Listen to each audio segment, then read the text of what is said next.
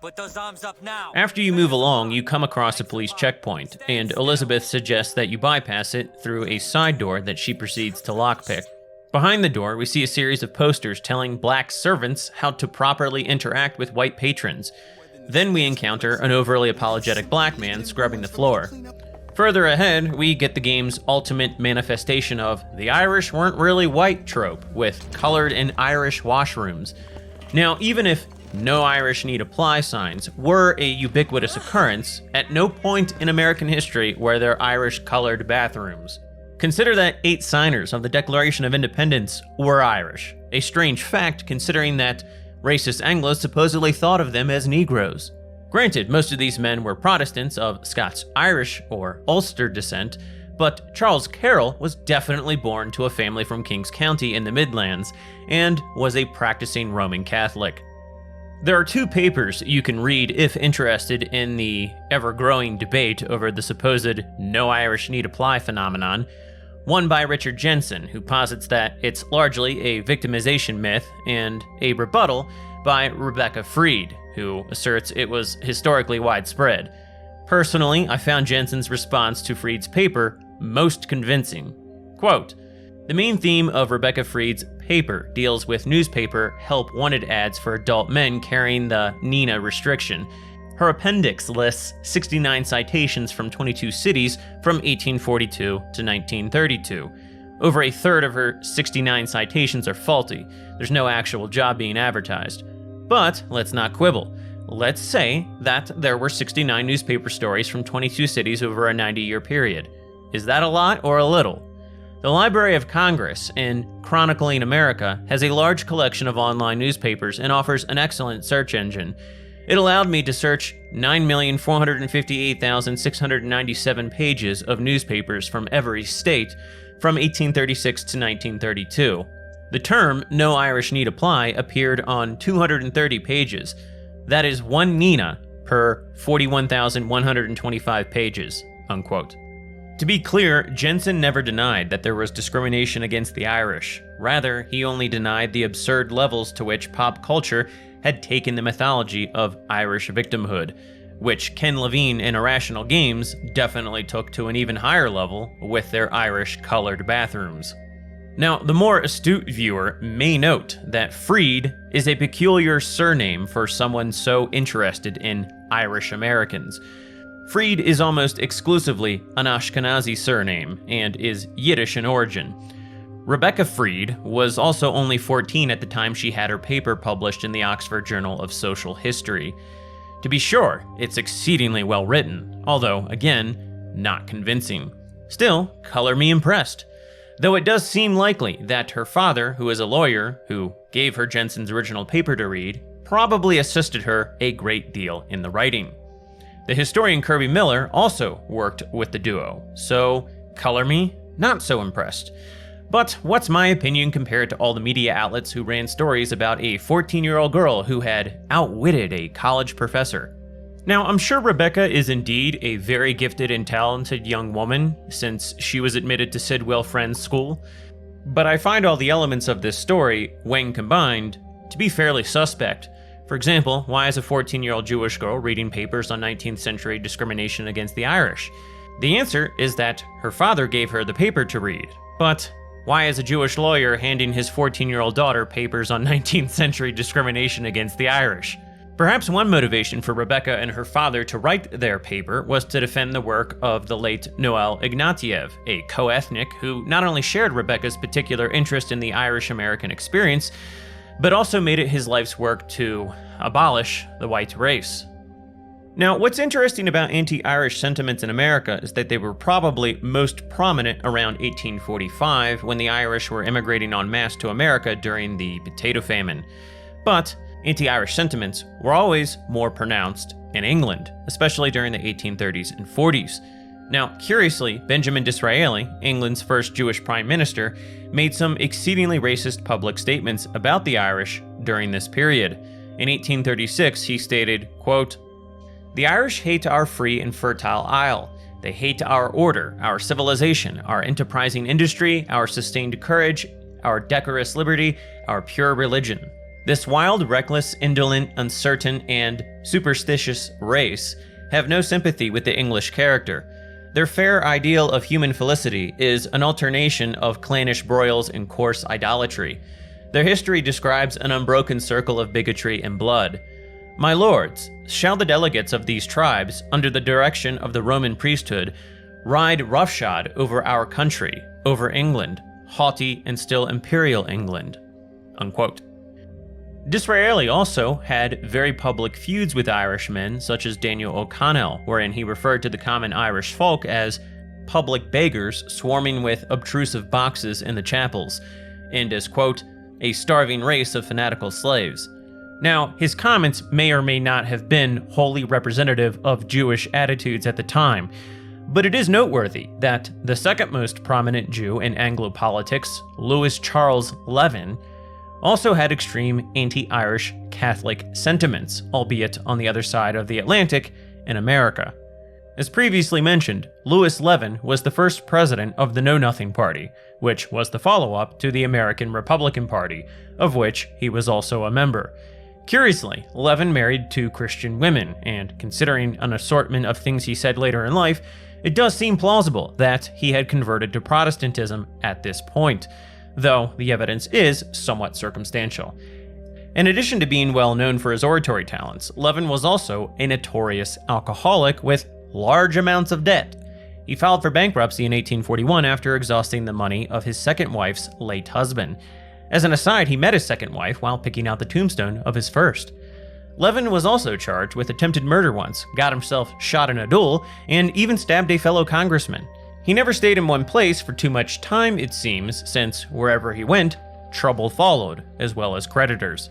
Although a lawyer by profession, in 1844 he was the editor of a local Philadelphia paper called The Daily Sun, which he used to spread his anti-Catholic talking points. But Levin wasn't just a man of words. That summer, he organized 3,000 nativist Protestants to march into a Catholic neighborhood in Kensington and started a riot that ultimately left several people dead, many more homeless, and 3 Catholic churches burnt to the ground. Levin was later indicted for inciting this riot, but the case never went to trial. In fact, Levin went on to become a congressman after this whole affair. Later, he even campaigned for a seat in the Senate, which, prior to the 17th Amendment, was elected by the state legislature.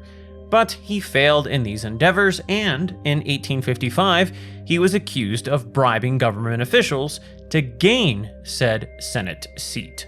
Now, all this said, it's quite fascinating that Noel Ignatieff wrote an entire book about how Irish Catholics supposedly were not considered white and discriminated against, yet felt no need to mention either Benjamin Disraeli or Louis Levin.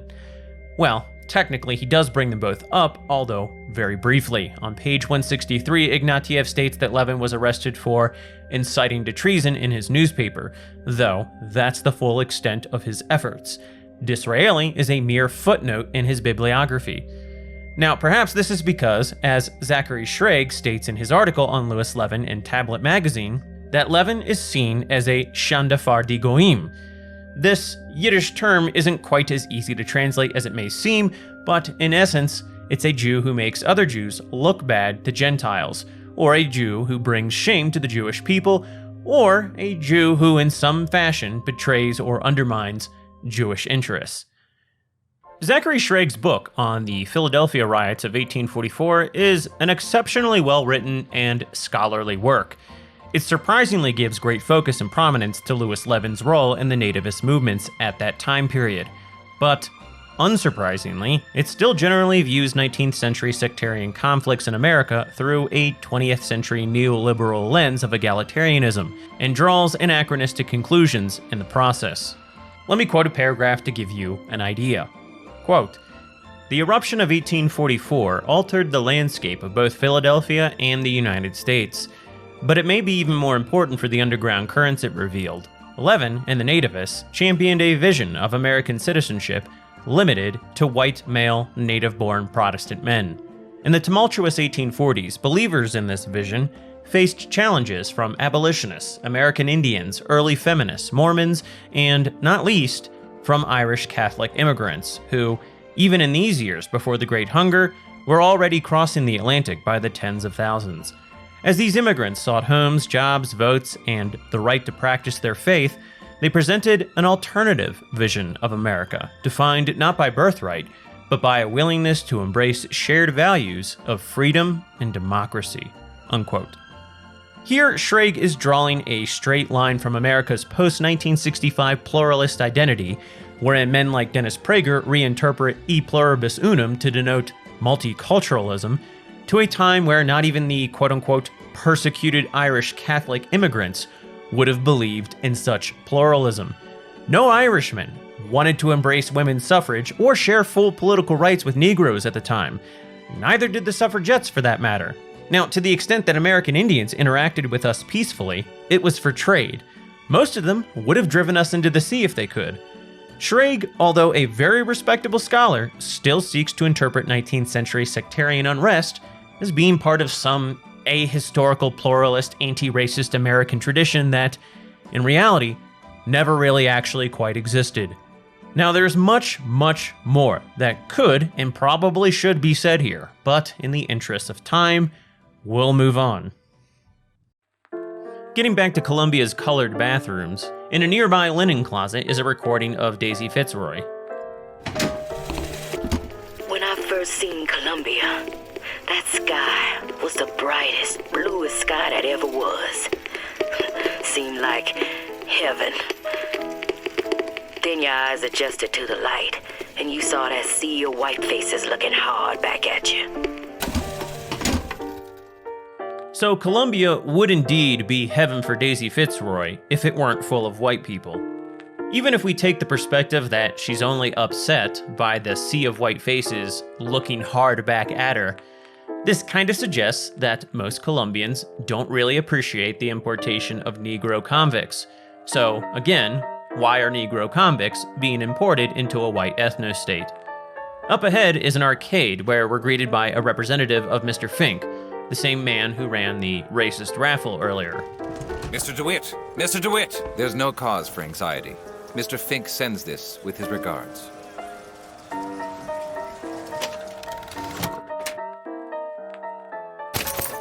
So, what was it that... Caught Mr. Fink's attention? Your savagery, Mr. DeWitt. Again, Ken wants to signal that DeWitt, and by extension the player, are the real savages. Here in the arcade, we're introduced to the Duke and Dimwit series, which is focused on instilling a sense of patriotism in children via propaganda. Hey, Flawless Flintlock! It's the newest one in the series. I read it was delayed 3 times. Are you a Duke? Or a Dimwit? Now, what's most interesting here isn't necessarily the joke that Irrational Games was making about development cycles, or even the caricatured nature of Columbia's patriotism propaganda. It was that Ken Levine was telling the audience that Colombians are really bad people because they use a spoonful of sugar to make their medicine go down. This is exactly what Ken Levine was doing, however, with his video games. He was using the appeal of video games to insert his own anti-white propaganda. Moving on to the whites-only bathroom, Elizabeth asks why it's there. Why is one bathroom for colors and the other for whites? It just is. Seems like an unnecessary complication. This is just virtue signaling. It's impossible that someone would have no knowledge of segregation in 1912. Yes, Elizabeth was locked in a tower her whole life, but seconds prior she told us she knew all about the Duke and Dimwit series. The implication being that she was subjected to the same racist Colombian propaganda as every other child. Moreover, the racist Colombian scientists who kept her locked up probably heavily curated her library. I doubt she had many books on abolition and egalitarianism. This game truly is narrative Legos. We'll ignore the mother in the corner scolding her son for kissing an Irish girl and focus on the film about how Mr. Fink, Colombia's uber-capitalist, will solve the quote-unquote Irish problem.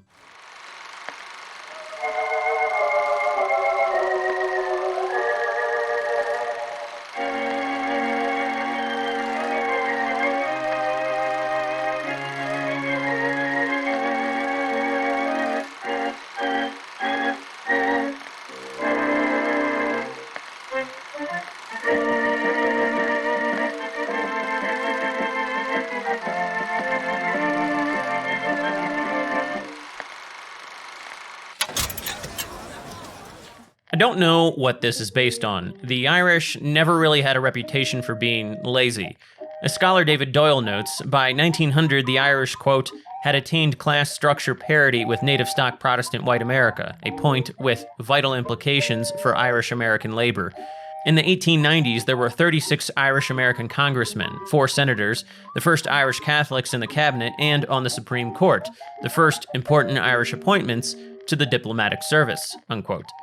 Doyle goes on to highlight that, quote, while the Irish Americans in 1900 were only 7.5% or 1/13 of the total American workforce, yet they provided 1/6 of the teamsters, of iron and steel workers, of other metal workers, and of masons, 1/5 of stone cutters, leather tanners, wire workers, brass workers, skilled textile workers, paper mill workers, roofers, and street rail workers, and, their industrial triumph, almost 1/3 of plumbers, steam fitters, and boil makers. In addition, they exceeded their proportion in almost every other skilled and semi-skilled urban employment, if to less spectacular degree, e.g. around 1/10 of electricians, miners, glassblowers, blacksmiths, 1/8 of machinists, railroad men, printers, and so on, unquote. The extent to which there was anti-Irish sentiment in America certainly was never because Americans felt that the Irish were lazy. Yes, the Irish did have a bit of a reputation for drinking, but anti-Irish feelings, again to the extent that they existed, were because the Irish were Catholic immigrants who were collectivizing as an ethnic bloc to corner urban job markets, which detracted from local native-born Protestants. Yes, at times the Irish were depicted as ape-like in various cartoons, but this really doesn't mean what people think it does. Germans were often depicted in equally disparaging ways. For example, here's an anti-German propaganda poster from World War I. Here's another from World War II. Now, do these posters mean that Anglos seriously thought that Germans weren't actually white? Now, there's a whole nuanced discussion that can and should take place surrounding the Irish experience in America. But again, the Irish were never seen as alien in the same sense that Negroes, Mexicans, and East Asians were. The only conclusion people should draw here from nativist backlash toward mass Irish immigration into America is that even mass immigration from whites will carry with it certain problems. But that does not mean non-white groups are ever going to assimilate like the Irish have. We'll talk more about this again later. For now, though, we're going to skip ahead to where DeWitt and Elizabeth attempt to buy tickets to the First Lady's aerodrome. DeWitt and Elizabeth are ambushed at the ticket booth by some of Comstock's men. DeWitt responds in self-defense and kills them all, which upsets Elizabeth, who had yet to see any real violence in her life. She then flees and DeWitt catches up to her at a nearby gondola station. As they ride upward, she expresses her disapproval. You killed those people. I can't believe you did that. They're all dead. You killed those people. Elizabeth, You're a monster. what did you think was gonna happen? What? Do you understand the expense that people went through to keep you locked up in that tower? You think people like that are just gonna let you walk away? You are an investment, and you will not be safe until you are far away from here. What do they want from me? I don't know. One thing I've learned, if you don't draw first, you don't get to draw at all. You're bleeding. Come here. What happened back there? It's not the last of it, is it? I don't know. There. DeWitt's response largely signals Elizabeth's victimhood, which we find out later DeWitt is largely responsible for since he's the one who sold her to Comstock. From here, we arrive at Soldier's Station, a patriotic amusement park marketed to children. When we enter, there's a song playing over some loudspeakers. When the Krogan hordes come marching into town, will you be prepared to stand those buggers down? They'll do their level best to take all that's rightly yours, and it's yours on duty to keep them from our shore. The readiness is all. When the greenhorn rustled in, Oh, the readiness is all. to take down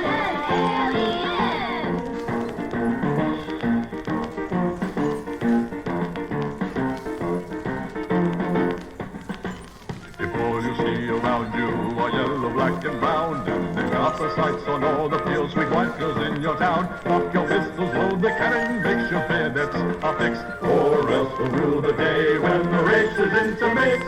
The readiness is low. There are strangers in our land. For the readiness is low. We will keep the upper hand. The readiness is low. When you're back against the wall. For the readiness is low. When you should be standing tall. If you glance around, you'll notice that many of the posters adorning the hall have anti-Semitic themes. And if you explore the right side of the room, Elizabeth will comment on one of the displays. Soldiers Field, built in 1903 by the hand of our prophet. Interest as a prophet having a bunch of carnies and carousels. The place is themed to acquaint children with national service. You mean the military? Train up a child in the way he should go. Even when he is old, he will not depart from it. Oh, did you write that? No. The aim here is to show that Colombian patriotism is evil for teaching its children to hate others. Yet this game is teaching young white men to hate themselves and their heritage. The best part, though, is that the lines here are from the Old Testament, Proverbs 22:6. This really captured my attention because Ken discusses Jewish chosenness by God in an interview right before this game released. This notion of him being, sort of a mosaic figure, leading people out of Egypt, to a better place, and what he would call the Sodom below. And like, why? Who were the chosen people in his views? And who were? Because if you look at it, like, I'm of Jewish descent, the notion of the chosen people is incredibly racist, right? It's we're better than everybody else. So just if you flip that on its head and you put that in the context of a white sort of Protestant, well, at least originally a Protestant, then your sort of back gets up. But in 2 weeks it'll be Passover and everybody will be talking about the chosen. So I think it's people. That's a pretty common sort of meme. That's why we tend to lean on existing memes like the story of Moses, like the story of Noah. Those play heavily into into sort of Comstock's frame of mind. But you just write the story you want to write. I think Ken is inadvertently admitting here that this concept is central to Judaism, but not Christianity. Detractors might claim here that Ken is actually enthusiastically condemning Jewish racism. But ask yourselves, why didn't he explore that in a game? Why did he have to, quote-unquote, flip that on its head? And how does flipping that on its head equal a genocidal Protestant ethno-state? The opposite of Jewish chosenness is simply unchosenness. Ken's perspective here is highly revealing of his own attitude that Christianity is the antithesis of Judaism. Back in Soldiers Field, there's a nearby kinetoscope, wherein Rosalind Lutez's female genius is highlighted. The film, oddly enough, states that quantum mechanics are a kind of, quote, female intuition. It's technically not Rosalind saying this either, but rather Colombian propagandists. In other words, despite BioShock's narrative about an oppressive patriarchy, Colombian misogynists proudly boasted that a woman was responsible for their floating city. So the developers' desire to signal pro-feminist stances simply overtook their ability to maintain a consistent depiction of their villains. On the other side of this room is another recording of Daisy Fitzroy. Days at Comstock House was simple. Hard work, sure, but simple. Wringing the linen, scrubbing the floors. Lady Comstock, she even had a kind word now and then. Almost enough to make me think I had a place in their world. God made foolish girls so he could have something to play with. This is just more signaling of white oppression. Black people simply wanted to have a place in the white man's world, but were denied it because the white man is irrationally wicked. Curiously though, the posturing here unintentionally implies that it is indeed our world and not theirs. It's also pretty clear, looking at the carefully placed propaganda here, that what Ken means to convey to the young white male gamer is that the most evil thing he can do is seek to protect his people. And once again, at the risk of sounding like a broken record, I have to highlight that Columbia is a city built on quantum mechanics, and so its importation of Daisy Fitzroy to do menial house chores is a very ham-fisted way to get the desired oppression narrative. Oddly enough, though, the idea of house chores being oppressive potentially reveals a very posh mindset. Past the Welcome Center, DeWitt and Elizabeth can explore a local ice cream shop, where its attendant reminds us once again not to accept any foreign substitutes. The meta-narrative being that supporting your nation's domestic businesses and products leads to racism. On the walls are more Duke and Dimwit posters, one reiterating the need to repel the foreign hordes, which again is pretty bizarre, since the xenophobic ethno-state built on quantum mechanics keeps importing the foreign hordes. After this, Elizabeth asks DeWitt about his past. What are you, Mr. DeWitt? Some sort of... I'm a, independent contractor. Used to work for the Pinkertons and such. Not something you'd want gracing a resume. Pinkertons? Weren't they the ones they'd call in to settle things when the workers took to striking? Settle. Oh, that's a word for it. The Pinkertons are another historical meme here, being lathered on top of DeWitt in order to undermine his morality.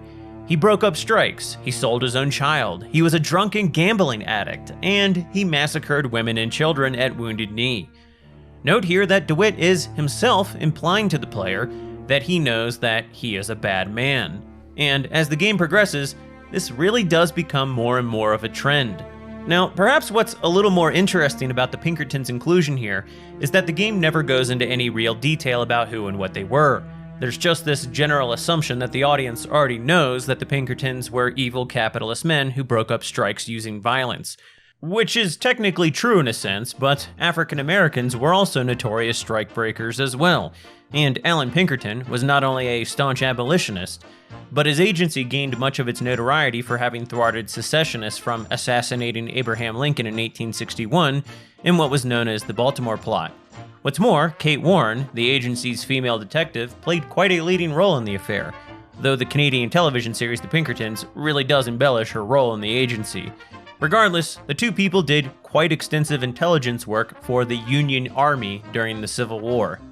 To be clear, my goal here isn't to defend the Pinkertons. To this day, they still engage in some very questionable activities, and I'm no fan of union busting. The point here is to highlight that Irrational Games had a very, very specific narrative they wanted to craft. Lego, a whole new world to build. Finally arriving at the gondola station to the First Lady airship, DeWitt and Elizabeth discover that they have yet another obstacle. They need a new vigor called Shock Jockey in order to power the gondola. This, of course, can only be found in the nearby Hall of Heroes. On the way over, they are, of course, attacked by more Colombian patriots.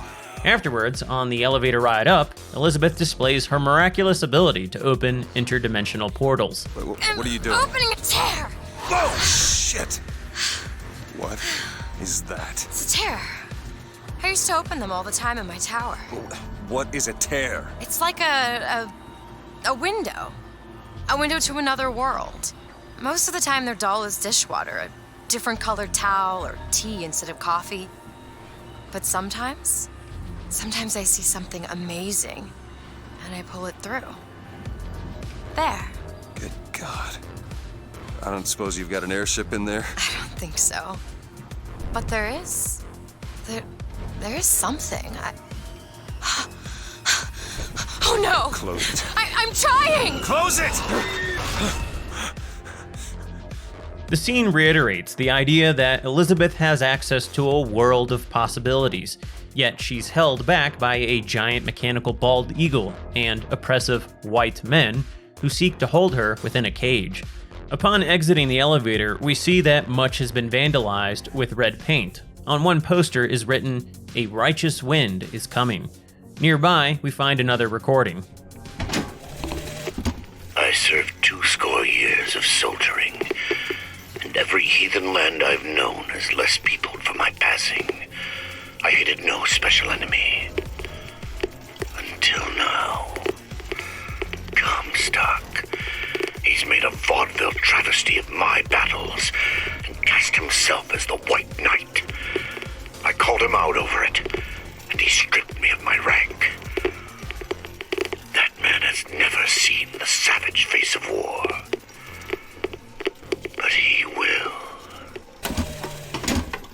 Cornelius Slate has apparently killed lots and lots of brown people, but as we progress forward, we find out that he is the one responsible for all this vandalism of Columbia's property. He's angry at Comstock for something along the lines of stolen valor, and herein enters the insertion of yet another long-established trope, that nationalist leaders are all cowards, stealing other people's glory, or fabricating self-aggrandizing tales so that they can make up for some internal deficiency. When we reach an opening ahead, we can hear a Columbia military officer explaining to his men how Slate is in fact a traitor. We will teach Cornelius Slate a lesson! Now, I know you've all come to think of Slate as some kind of war hero. But let me be abundantly clear. Cornelius Slate is no hero! He's been living down in Frankton so long that the man has gone native! If Slate had his way, the damn collards and potato eaters would be up at Comstock House running Columbia! Or in your homes, copulating with your wives! Now, he has holed himself up in the Hall of Heroes! And it is our job to get him out! Alive or dead! Once again, we hear the term going native, though the usage here is out of its typical historical context. Circa 1912, going native would have described adopting the lifestyles of colonial subjects, or indigenous peoples adjacent to colonial expansion.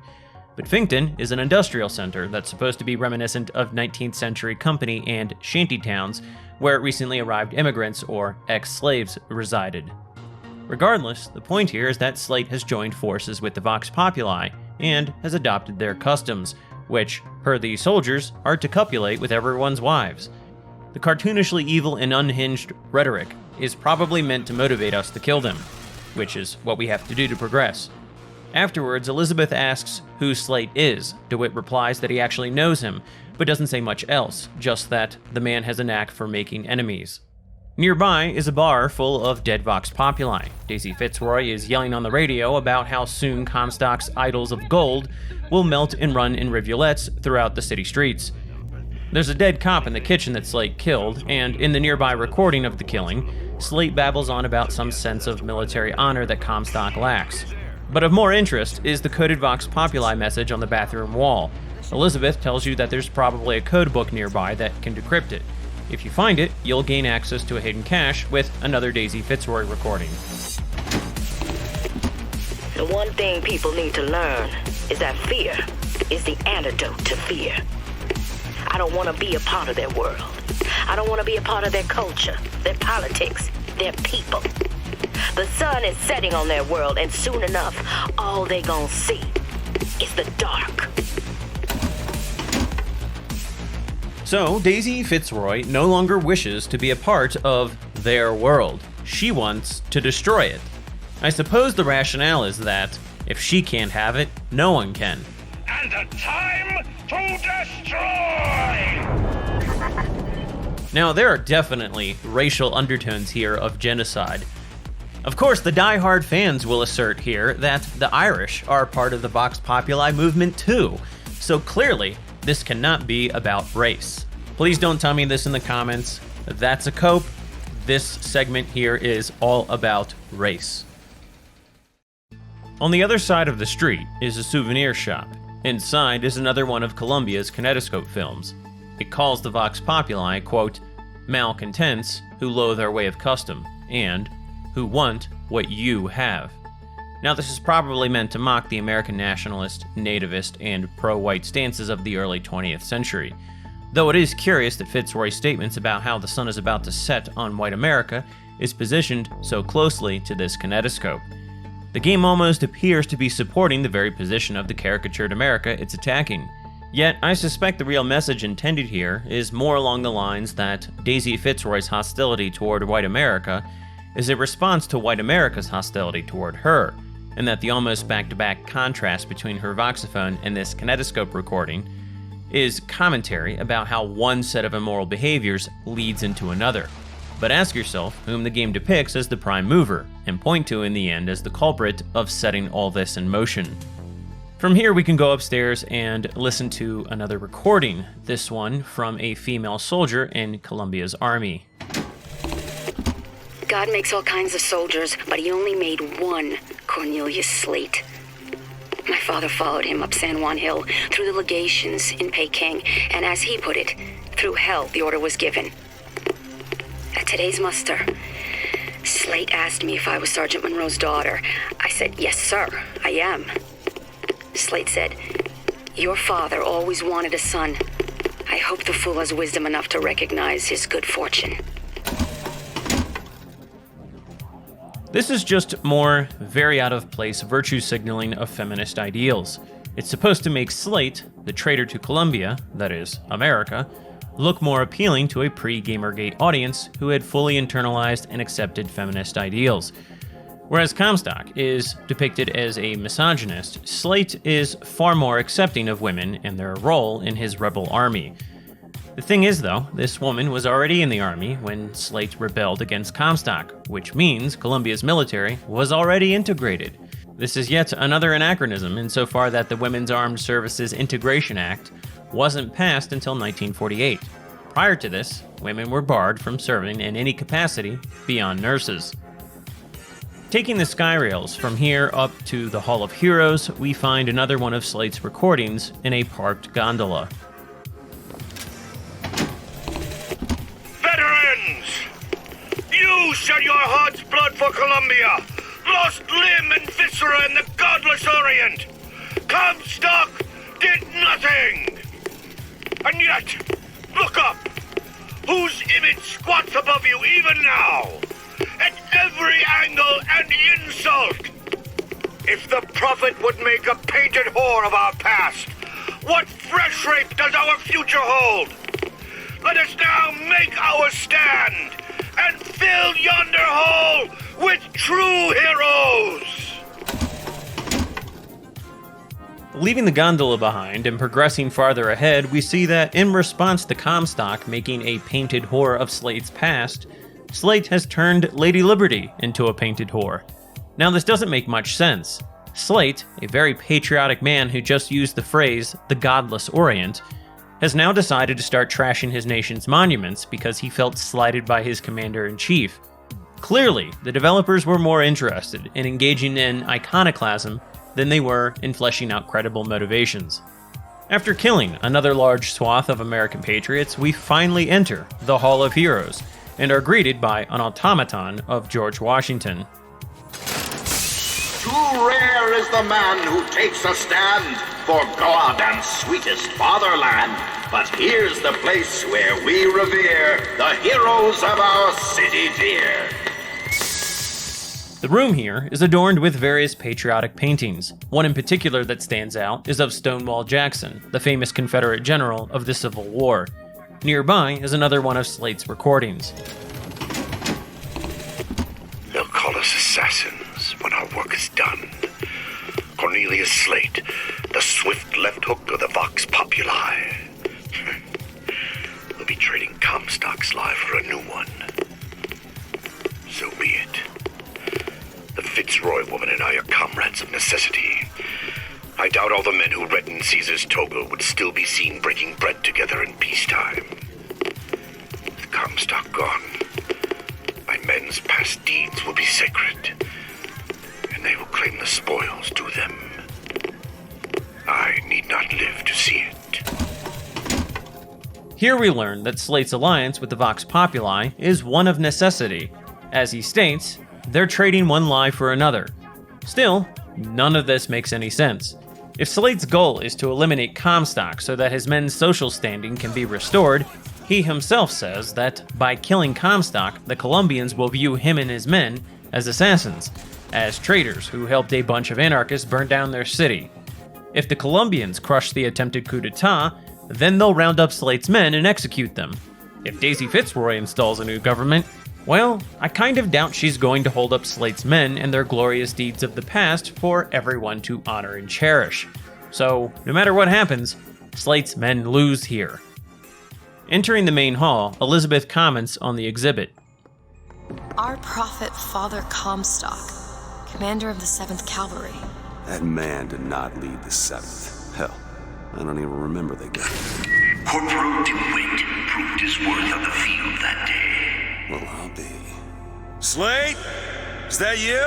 You've always been different, haven't you, Booker? You crave no glory. Look, I see you're caught up in some kind of jam here. If you could see fit to let us through to where they keep the shock jockey, then we'll... That tin soldier, Comstock, once my boy's dead. We won't die at his hands. There's going to be trouble. All my men have left is a choice. Die at the hands of a tin soldier, or a real one!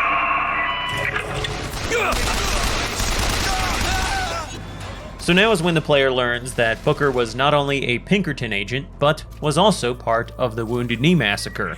The pieces are coming together. DeWitt is a huge, guilt-ridden piece of shit. Of course, players are probably thinking at this point that DeWitt is somehow on a path to redemption by fighting all these evil American patriots. From here, we see that Slate has vandalized not just Comstock's exhibits, but all the other soldiers' exhibits. So again, the message here is not that Comstock's legacy is a lie, but that all of Columbia, is a lie. In the next room, we see an exhibition of Columbia's timeline, and off to the right and left, respectively, are exhibits of Wounded Knee and the Boxer Rebellion. First, we'll go to Wounded Knee. Slate speaks to us over the intercom. The tin soldier is taking credit for the deeds of the real ones. Now your companion, young lady, he wrapped himself in glory on December 29, 1890. What does he mean? You don't want to know. Strangely, the game never actually explains the Wounded Knee event. It just sort of assumes that everyone is on board with the basic idea that it was a massacre by the 7th Cavalry, or that generally speaking, white man bad, Indians good, and that this exhibit must be racist propaganda. There are depictions of Indians killing and scalping white women, which again are meant to be mocked as racist propaganda. But this actually happened. And quite a lot. Here's one account of what 2 Denver men came across in 1864. Quote, "About 100 yards from the desolated ranch, we discovered the body of the murdered woman and her 2 dead children, one of which was a little girl of 4 years, and the other an infant. The woman had been stabbed in several places and scalped, and the body bore evidences of having been violated. The 2 children had their throats cut, their heads being nearly severed from their bodies." Unquote. Up ahead is another George Washington automaton that recites a poem about Wounded Knee. With hue and cry, with hatchet red, they danced amongst our noble dead. But when our soldiers took the field, the savage horde could only yield. Now, this is obviously not exactly how the Battle of Wounded Knee went, but that's the point. This is supposed to be evil patriotic American propaganda covering up a horrible crime against the supremely peaceful Sioux Indians. Inside the next room, Slate addresses us again over the intercom. You were there. At Wounded Knee. I can see it in your face. Tell her, Booker! Tell her how we strode that battlefield like the heroes of Sparta. I still hear the screams. Let's come, stop. There he is! Here's the soldier I spoke of! The kind of man Comstock pretends to be! See if I told you true! We'll ignore the mischaracterization of the Spartans, and instead focus on the slander against the 7th Cavalry, who most certainly didn't have some sort of bloodlust that enticed them to make war on the Sioux that day.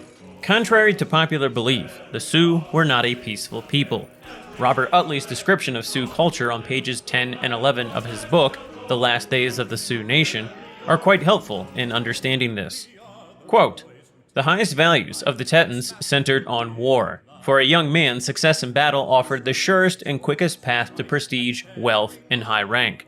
A collection of enemy scalps was his badge of success, and together with the qualities of bravery, daring, and cleverness, earned him the esteem of men and the admiration of women." Unquote. It should also be stressed here that in the months leading up to the Battle of Wounded Knee, the Sioux Indians had adopted a New Age religion called the Ghost Dance. A Paiute man named Vivoka from Nevada was its originator, and his teachings supposedly were peaceful, instructing Indians not to fight the white man. But, by some accounts, however, this stipulation was subservient to the general idea that supernatural forces were going to destroy the white man and bring back the old ways of the Indian.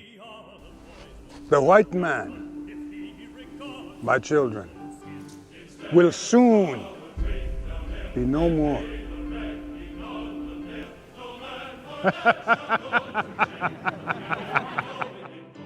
Now, Vivoka was probably an opportunistic charlatan, but we won't get into that due to time constraints. The main focus here is that different tribes held different interpretations of Vivoka's ghost dance prophecy. The Sioux spoke of giant floods that would drown all the white people, or crush them in a tremendous landslide, which is exceedingly ironic given BioShock's extreme focus on an ahistorical genocidal Protestantism. A quote on page 70 of Robert Utley's book stands out insofar that it highlights the almost comical parallel. Quote, Vivoka was but one of a long line of Aboriginal mystics who sought to rid their people of an alien oppressor and lead them into the Promised Land, unquote. Perhaps unsurprisingly, Ken Levine and Irrational Games had no interest in exploring this Native American xenophobia and desire to repel the foreign hordes.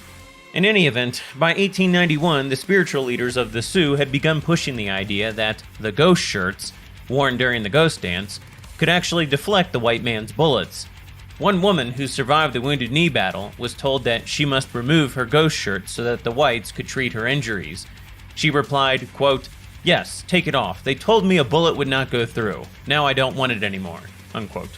As one American official noted in the months leading up to Wounded Knee, quote, "It would seem impossible that any person, no matter how ignorant, could be brought to believe such absurd nonsense. But as a matter of fact, a great many Indians of this agency actually believe it. And since this new doctrine has been engrafted here from the more southern Sioux agencies, the infection has been wonderful and so pernicious that it now includes some of the Indians who were formerly numbered with the progressive and more intelligent, and many of our very best Indians appear dazed and undecided when talking of it, their inherent superstition having been thoroughly aroused," unquote. Naturally, these new religious activities had the U.S. Army and local white settlers concerned. The Sioux were pulling their children out of school to, as one teacher put it, go to church every day. His classroom went from 60 pupils in September to just 3 in October. As this was happening, the Sioux were cashing in firewood receipts from the Indian agencies for a third of their value to buy up ammunition, and many were out slaughtering other people's livestock. They were also abandoning their farms in droves at a point when the government was desperately trying to get them off welfare. Indeed, throughout this entire ordeal, the U.S. government continuously gave the Sioux free food, housing, and clothing, as they were literally dancing to their gods to induce white genocide. Attempts to arrest the Sioux bandits were often met with resistance. In one instance, the Indian police from the local Indian agency went to arrest a Sioux by the name of Little, who had been stealing and killing settlers' livestock. But they were surrounded by an angry mob of 200 ghost dancers who were shouting to kill the lawmen, burn the agency, and take control. However, one Indian in the crowd spoke up in opposition. Quote, "Stop, think, what are you going to do? Kill these men of our own race? Then what? Kill all these helpless white men, women, and children? And what then? What will these brave words, brave deeds, lead to in the end? How long can you hold out? Your country is surrounded with a network of railroads. Thousands of white soldiers will be here within 3 days. What ammunition have you? What provisions? What will become of your families? Think, my brothers. This is a child's madness," unquote. So in other words, the only thing that restrained them from murdering white women and children was the realization that there would be consequences for doing so. While you're digesting that little tidbit of knowledge, consider that a rancher in the area, James Phillip, stated that a band of Sioux Indians had camped on his property on November 18th. One of the braves, quote, boasted of the day when he had smashed open the heads of white children and drunk the blood of white women. The time was coming, he vowed, when he would do it again, unquote. On December 19th, a band of Lakota peoples, numbering somewhere around 400 individuals, camped outside the store of a local white man named James Kavanaugh and began doing ghost dances. Eventually, they went into Kavanaugh's store and intimidated him into giving them free provisions. The band's leader, Spotted Elk, aka Bigfoot, had also fought in the Sioux Wars against America a few years prior, so it's hardly surprising that his name had already ended up on a government watch list. Lieutenant Colonel Edwin Sumner of the 8th Cavalry had been ordered to find and keep watch on Bigfoot's band until further notice. Eventually, Sumner was ordered to escort Bigfoot's band to Camp Cheyenne and hold them there. When Sumner confronted Bigfoot, Bigfoot told Sumner that this might cause unrest among his people, and that Sumner should allow Bigfoot's band to return to their home at Cherry Creek. The colonel therefore told Bigfoot that his people could go to their homes and that he himself could remain with them if he promised to come to Camp Cheyenne the next day for a council and to bring all the Standing Rock people with him. Bigfoot gave his promise. Of course, the next day came and went with no word from Bigfoot, who had simply moved on without informing Sumner. After Bigfoot's escape from Cherry Creek, the order was given to arrest him by high command, though Bigfoot's band continued to roam the countryside for some time. Eventually, though, he contracted pneumonia and was intercepted by Major Whitside of the 7th Cavalry on December 28th. Whitside told John Shangro, his scout and interpreter, that he wanted Bigfoot's people to hand over their weapons. Shangro advised Whitside against demanding this right then and there, and suggested instead that they head to Wounded Knee Creek, make camp there, and then disarm the band the next morning. Whitside heeded the advice, and they all set out for Wounded Knee Creek.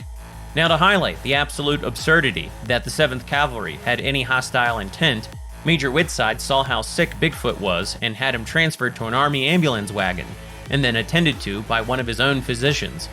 Later, once camp had been made, the Sioux chief was also given a wood stove and a special tent, along with round-the-clock care. The next day, word was given for everyone to assemble in the center of the camp. They were told to hand over their weapons, and the Indians were allowed to deliberate privately. Bigfoot told his people to only hand over their broken weapons. It had been noted by everyone the day prior that the Sioux were well armed with Winchester repeaters, so when they handed over a few broken carbines, Whitside knew Bigfoot was up to no good. Whitside told his interpreter, quote, "You tell Bigfoot that he tells me that his Indians have no arms when yesterday at the time of surrender they were well armed. I am sure he is deceiving me," unquote. Bigfoot replied, quote, "They have no guns, only such as you have found. I gathered up all my guns at the Cheyenne River Agency and turned them in, and they were all burned up," unquote. The order was then given for the officers to search the camp. As piles and piles of weapons began to turn up, it became apparent that the women were active participants in deceiving the 7th Cavalry as well. They tried to hide the rifles by placing them under their skirts and sitting on top of them. During all this, Yellowbird, the group's medicine man, was wandering about the camp telling his fellow Sioux in their native language, quote, "Do not be afraid, and let your hearts be strong to meet what is before you. We are all well aware that there are lots of soldiers about us, and they have lots of bullets. But I have received assurance that their bullets cannot penetrate us. The prairie is large, and the bullets will not go towards you. They will not penetrate you," unquote. Here's part of James Mooney's official report compiled a year after the incident, explaining, essentially, what happened next. Quote, "While the soldiers had been looking for the guns, Yellowbird, a medicine man, had been walking among the warriors, blowing on an eagle-bone whistle and urging them to resistance, telling them that the soldiers would become weak and powerless, and that the bullets would be unavailing against the sacred ghost shirts, which nearly every one of the Indians wore. As he spoke in the Sioux language, the officers did not at once realize the dangerous drift of his talk, and the climax came too quickly for them to interfere. It is said one of the searchers now attempted to raise the blanket of a warrior. Suddenly, Yellowbird stooped down and threw a handful of dust into the air when, as if this were the signal, a young Indian, said to have been Black Fox from Cheyenne River, drew a rifle from under his blanket and fired at the soldiers, who instantly replied with a volley directly into the crowd of warriors, and so near that their guns were almost touching. From the number of sticks set by the Indians to mark where the dead fell, as seen by the author a year later, this one volley must have killed nearly half the warriors. The survivors sprang to their feet, throwing their blankets from their shoulders as they rose, and for a few minutes there was a terrible hand-to-hand struggle, where every man's thought was the kill. Although many of the warriors had no guns, nearly all had revolvers and knives in their belts under their blankets.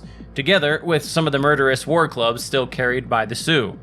The very lack of guns made the fight more bloody, as it brought the combatants to closer quarters." Unquote. After this initial exchange, the fighting became very intense. Robert Utley's description is quite detailed and pulls from multiple sources, many more so than James Mooney. The end result was some 39 US soldiers killed, and depending on which sources you cite, anywhere from 146 to over 300 Indians killed. William Payano, however, a member of the burial party and half Sioux himself, recorded 102 men and women of adult age, 24 old men, 7 old women, 6 boys between 5 and 8 years old, and 7 babies under 2. That's far fewer than the purported 300 plus that some people like to claim. Now, were women and children killed? Yes, but not intentionally, and this needs to be stressed. A lot of women and children were simply killed unintentionally by both sides in the crossfire. Indian men were firing into groupings of US soldiers dispersed within the Indian camp, and the Sioux all throughout the battle continued to fire on US troops while still among their own women and children, thereby forcing the 7th Cavalry to return fire. Moreover, there are accounts of women outright engaging in the fighting. One old woman shot at soldiers on horseback and was even allowed to continue firing without retaliation as she fled the battle. Another crawled out from her teepee with a knife and stabbed a wounded American in the chest who lay incapacitated on the ground. To illustrate just how vicious the fighting was, a priest who had been friends with the Indians was stabbed in the back, and a reporter who had come to document the event was forced to fire on the Indians as well who tried to kill him. As for the infamous usage of Hotchkiss guns that fired into the teepees, well, you can blame that on Indians firing from inside the teepees. This includes Yellowbird, who had helped instigate the entire mess. The fact is, had the Sioux simply handed over their weapons, none of this would have happened, and they probably wouldn't have been asked to hand over their weapons had they not been robbing white settlers. Now, while I do retain some sympathy for the Plains Indians during westward expansion, the idea that they never brought hostility on themselves is absurd. These were not reasonable, peaceful peoples. These were hunter-gatherers whose entire identity centered on warfare and conflict. Okay, so let's get back to BioShock Infinite. To refresh your memory, Booker DeWitt and Elizabeth were led into the Wounded Knee Museum exhibit by Cornelius Slate so that DeWitt could kill a bunch of American veterans of Wounded Knee. The stated purpose was that Slate wanted his men to have a good death, whatever that means. And now that we've killed these veterans, Slate wants us to move on to the Boxer Rebellion exhibit, where undoubtedly the game will repeat the same process. Upon entering that exhibit, Slate addresses us again over the intercom system. What is this? It's the Boxer Rebellion. What happened there? In Peking, it was my hand that put the city to the torch. Of course, that's not how Comstock tells it. First off, Americans never set fire to Peking. Actually, it was the Boxers, or the Iho Chuan, who set fire to Peking in June of 1900. As stated in Diana Preston's book on the matter, quote, on June 16th, Boxers attacked the richest trading quarter of the Chinese city, setting fire to all the shops that sold foreign goods. Over 4,000 stores, goldsmiths, jewelers, and furrers, fan, silk, lantern, and curio shops were incinerated as the flames swept northward, unquote. Accept no low-quality foreign-made substitutes. Now, leading up to this, the Boxers had also been wandering the countryside murdering hundreds of European missionaries and thousands of Chinese converts, who were seen as traitors to traditional Chinese culture. By mid-May 1900, quote, reports reached the French legation that some 60 Chinese Catholic men, women, and children had been slaughtered at Kowloon, a village some 90 miles from Peking. The bodies had been thrown down a well, and the whole village destroyed, unquote. You see, foreigners and Christians were blamed for a series of natural disasters that had unfortunately befallen China. As Diana Preston states on page 24 of her book on the Boxer Rebellion, quote, Shantung had also been racked by successive floods and droughts. In 1894, the Great Yellow River, China's sorrow, overflowed its banks, flooding 2,500 square miles of country and destroying 1,500 villages. Plagues of locusts and bitter drought followed. Such economic and natural disasters made the province a fertile recruiting ground for the Boxers, who blamed foreign interference and the Christian converts for alienating China's traditional gods. in causing them to punish the land and its people, unquote. The Boxers attributed the peculiar smell of Europeans to the drinking of menstrual blood, and, quote, that missionaries used such blood to keep Boxers away, unquote. Others claimed that, quote, foreigners required human eyeballs, particularly children's eyes, for their photographic work and stored them in jars, unquote. The Boxers also believed that a combination of, quote, deep breathing exercises, magical formulas, and the swallowing of charms made their bodies invulnerable to bullets, unquote. Now, American troops were involved in the Boxer rebellions, but in reality were part of a much larger international force called the Eight-Nation Alliance, which was comprised of Germany, Japan, Russia, Britain, France, Italy, and Austria-Hungary. Oddly enough, most of the troops came from Japan, not America. Yet BioShock Infinite makes it seem like fringe American extremists were the only ones involved. As the game's wiki states, quote, in 1901, during the Boxer Rebellion, where American hostages had been taken, Colombian forces intervened without orders from the US government and destroyed the city of Peking. The destruction of the city caused the death of untold Chinese civilians and demonstrated the danger that Colombia posed to the rest of the world, unquote. Streets closed for your safety, fella. They're prepping tonight's fireworks back there. There's enough TNT back there to blow Peking to Kingdom Come. Again, though, no one blew up Peking, and European forces didn't massacre thousands of innocent civilians. Had they blown up the city, that would have killed the hostages, who, if we're honest, weren't really hostages, but rather besieged ministers and civilians representing several nationalities, trying to survive a nativist uprising intent on exterminating them.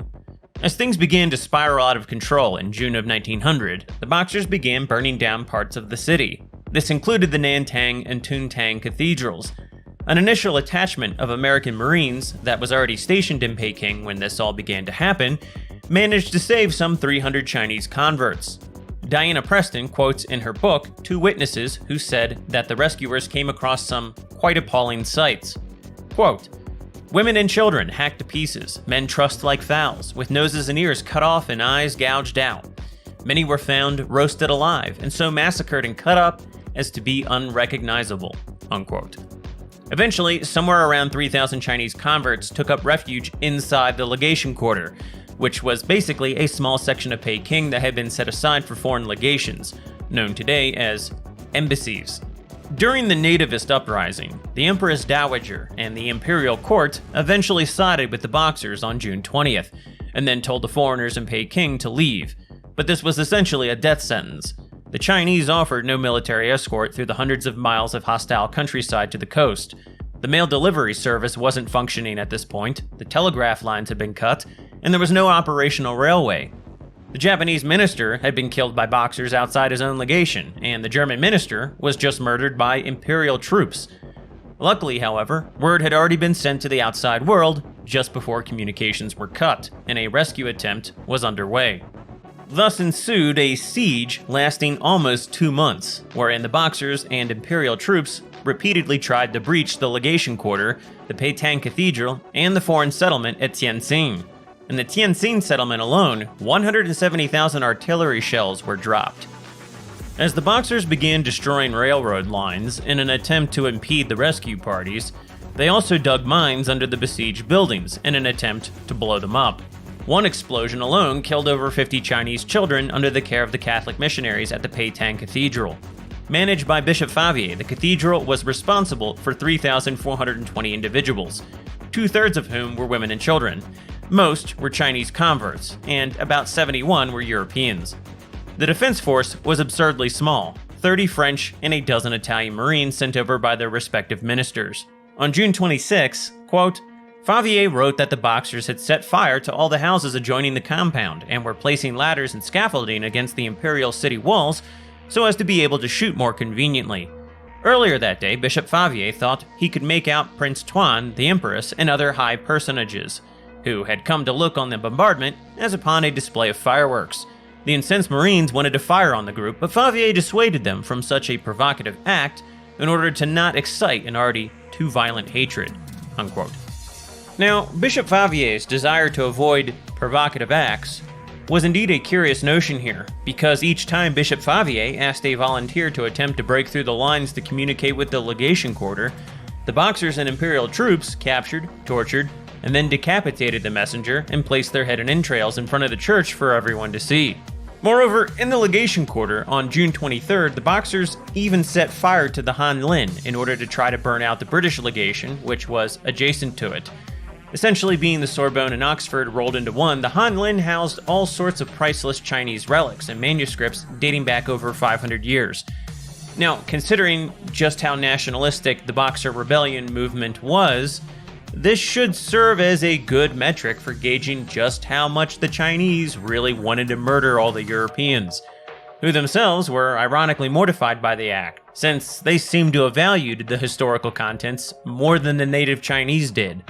As Diana Preston writes, again, quote, "Scholars among the foreign community were close to tears as they picked amongst the debris. Morrison was furious and blamed the Chinese, writing that the combustible books, the most valuable in the empire, were thrown in a great heap into the pond round the summer house. A heap of debris, timber and ashes sprinkled with torn leaves, marked the site of the great library of the Middle Kingdom. What can we think of a nation that sacrifices its most sacred edifice, the pride and glory of its country and learned men for hundreds of years, in order to be revenged upon foreigners? It was a glorious blaze. The desecration was appalling. Some books and manuscripts were salvaged, and Sir Claude offered them to the Zhongli Yamen. There was no reply." Unquote. Now, it's truly hard to fathom, but yes, the European legations were trying to hand over priceless historical Chinese relics that they saved from the very fire the Chinese had set. Consider, moreover, that when the legations tried to put out the fire, Imperial troops were shooting at them.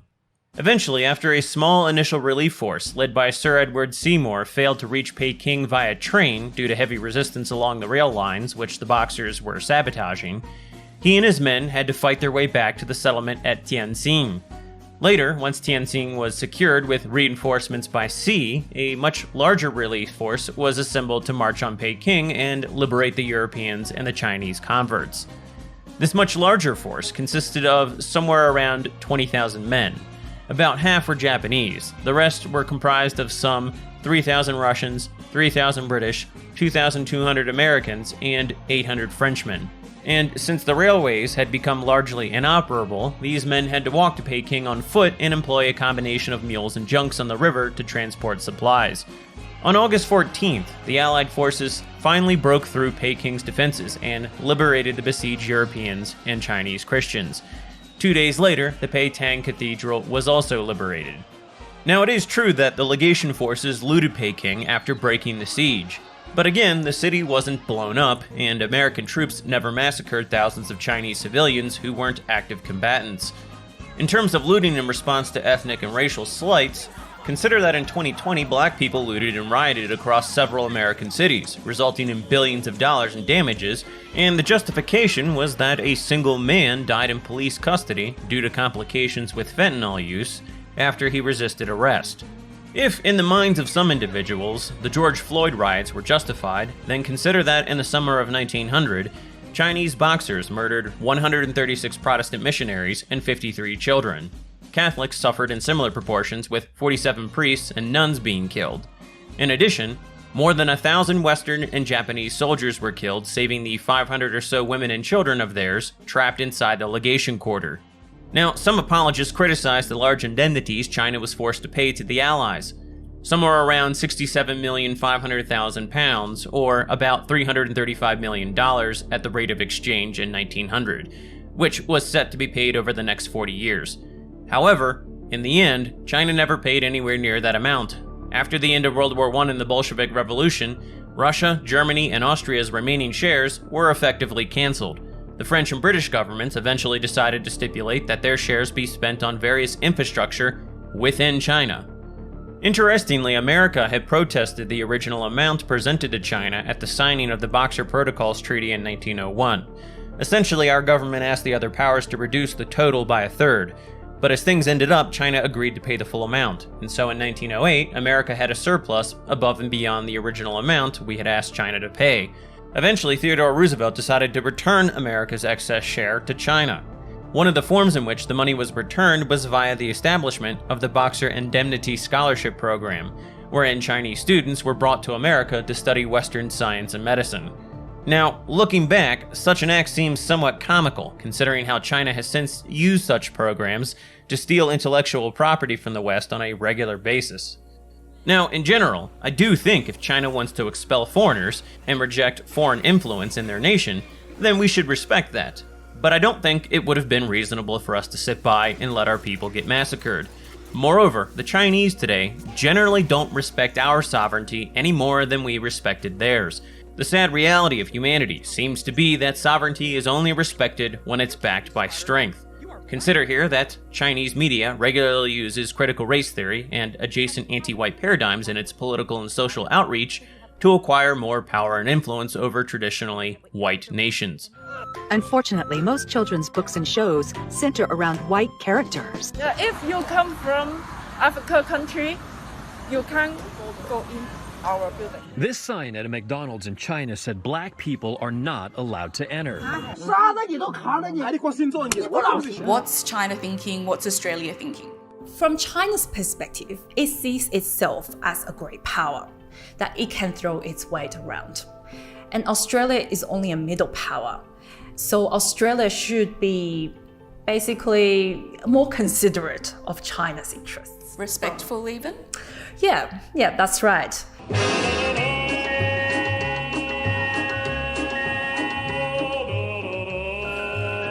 Now, to get us back on track with BioShock Infinite, the game doesn't really flesh out what Wounded Knee and the Boxer Rebellions were.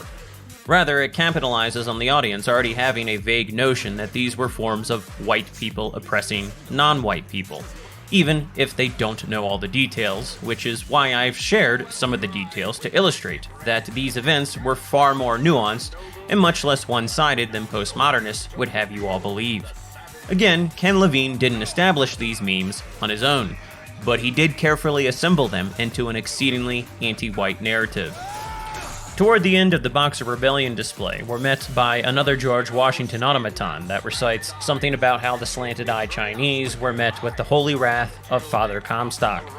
Again, the game is reducing these events to an absurdly one-sided form of mo-white racism. Please do consider here that today, instead of the yellow peril, we have the white racist peril. White supremacy is terrorism. From here, we progress to a giant room with a bunch of Chinese figurines all storming in the direction of Colombia, which Comstock has dispatched to Peking to free American hostages. A rendition of the beautiful goddess Libertas, or Lady Columbia, is seen in the backdrop. Comstock's propaganda thus depicts the Boxers as the very foreign hordes threatening America, and thus Comstock saw himself as acting in self-defense when he blew up their city. Slate complains again that Comstock is stealing his valor. We then murder more American veterans, and then DeWitt pleads with Slate to stop his insanity. You did them a favor, Booker. You let them die like men. I didn't ask for this. I have no quarrel with these men. Heroes never ask. I never claimed to be no hero. Then what are you? If you take away all the parts of Booker DeWitt you tried to erase, what's left? Come back to the rotunda. It's almost over. What did Slate mean? What did you try to erase? Now that you're out of yours, you might realize cages have their advantages. A choice is better than none, Mr. DeWitt. No matter what the outcome. Yeah. What if you woke up one day and realized you didn't like what you chose? This is more signaling that DeWitt is no different than the other villains we've met and dispatched. Exiting this exhibit, Slate tells us to meet him at the First Lady's memorial. Inside, we come to a figure of Lady Comstock in a horse-drawn chariot holding a baby. The seed of the prophet lay in the womb of Our Lady but for a single week. Comstock had a child.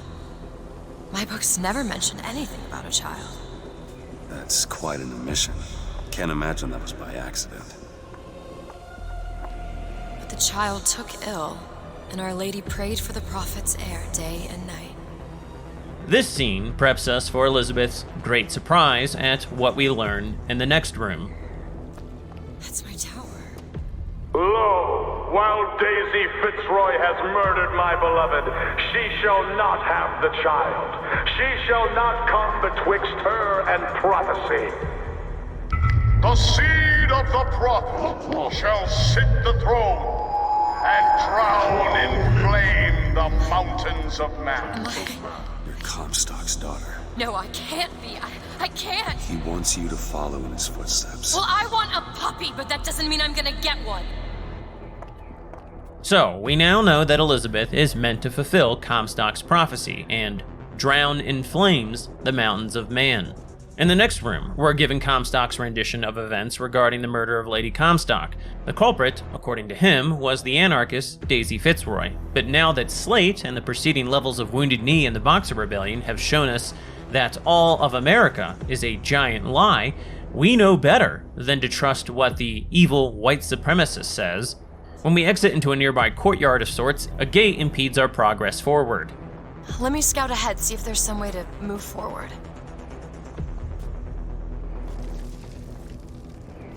Look. Is that? It's a tear, something I can bring into this world. It's a freight hook. Well, that's convenient. As I said, it's a form of wish fulfillment. Elizabeth's comment about her abilities being a form of wish fulfillment is not a coincidence or a throwaway concept. It actually ties into how the narrative blames her as much as it blames DeWitt for all the suffering that has occurred. But we will get more into that later. For now, we simply have to gun down more American patriots in the Hall of Heroes. After that, we enter a souvenir shop. To the sky Comstock bent his knee and saw with holy prophecy.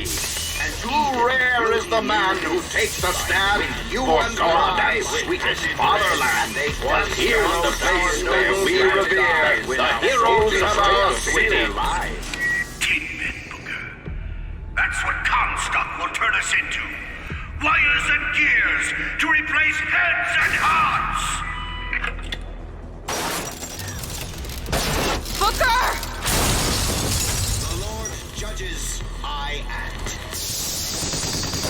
Elizabeth covers her ears in anguish as all the patriotic poems get recited, and then you battle a Gatling gun-wielding automaton of George Washington. The messaging here is painfully obvious at this point. Patriotism is cringe and evil. Of course, there's a double entendre here as well. The George Washington automaton was what Slate was referring to when he said that they'd all be turned into tin. Comstock is going to replace them all with these automatons. Again, I have to ask why Comstock and Fink would import Negro convicts and Orientals to do menial labor when they had automated soldiers. I mean, if it can hold a gun, it can hold a mop. So, in case you don't remember why we're in the Hall of Heroes, it's to find that shock jockey vigor so that you can start the gondola to get to the First Lady airship. But, surprise, surprise, it's not here in the Hall of Heroes, but Slate does have it, and you have to return to the courtyard to find him. After murdering yet another horde of American patriots, you find another voxophone nearby. My men and I are doomed. Doomed as noble Custer was at Little Bighorn. But we shall not yield to Comstock and his tin soldiers. But my scout has seen him. Booker DeWitt is coming here to the hall. DeWitt.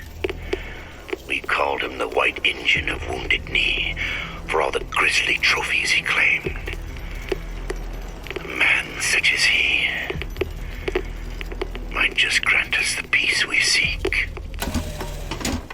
Now, calling DeWitt the White Engine of Wounded Knee is somewhat amusing because it inadvertently alludes to the reality that the engines were far more hostile, violent, and savage in their warfare than Europeans were. Of course, that's not what Ken Levine wants you to walk away with. You're supposed to conjure up an image of a blood-covered white man wearing an ear necklace while eating the heart out of a dead baby, or something along those lines. Skipping ahead past more tedious combat, we finally confront Slate. He's half dead and demands that we finish him off. Something, eat everything on your plate, soldier. Should you choose to kill him, he exclaims that you haven't changed one bit. Again, a reference to how DeWitt, the quintessential white man, can't change his evil ways.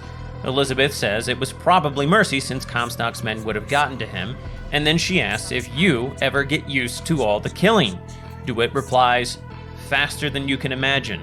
Again, DeWitt is a very bad, bad man.